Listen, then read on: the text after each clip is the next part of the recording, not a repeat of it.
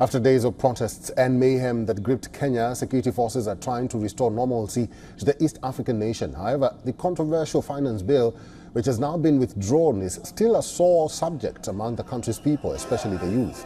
Some groups continued protests on Thursday, calling for President William Ruto to resign even after he accepted the will of the people and declined to sign the tax reform bill. Meanwhile, many families and business owners are still reeling from the aftermath of the deadly protests that killed over 23 people and injured dozens more.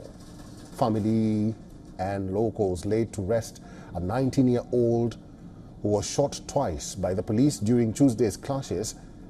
Now, Ibrahim Kamau's death has become the focal point of Kenya's youth-led movement against corruption and governance. Justice is not for him alone to me.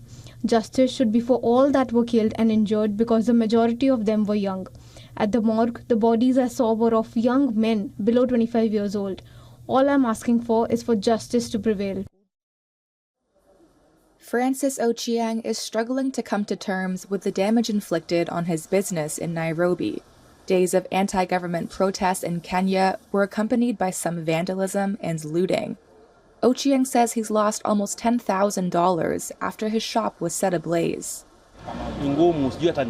It is hard. I do not know where to start, and I have a family. I have a wife with a small child and school-going children. So from that day, I have not eaten. You see how I am right now.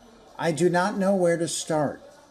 Someone else likely counting the cost of the unrest, Kenya's President William Ruto. I will not sign the 2024 finance bill. His withdrawal of support for a finance bill has complicated efforts to tackle Kenya's heavy debt burden. Public borrowing is 68% of GDP, higher than the 55% recommended by the World Bank and the IMF. The IMF has urged Kenya to meet revenue targets to access more funding. The unpopular finance bill would have aimed to raise $2.7 billion through taxes on items including bread, cooking oil, and diapers. But now, Kenya is shifting from raising revenues to cutting spending. Ruto has said he will work on austerity measures, starting with cuts to the budget of the presidency. But political analyst James Shikwati said the protests have exposed deeper issues in Kenya. So there's a finance bill, but there's also how the government is enacting its measures to widen the tax base. And those measures are actually stifling or killing enterprises.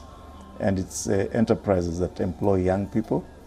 Shikwati said Ruto's election campaign message of 2 years ago, when he portrayed himself as a champion of low-income hustlers, had come back to bite him, and that young people are really, really mad at him. Some activists say they don't trust the government won't still try to implement tax rises, and many have vowed to keep calling for Ruto to step down. For all the latest news, download the WION app and subscribe to our YouTube channel.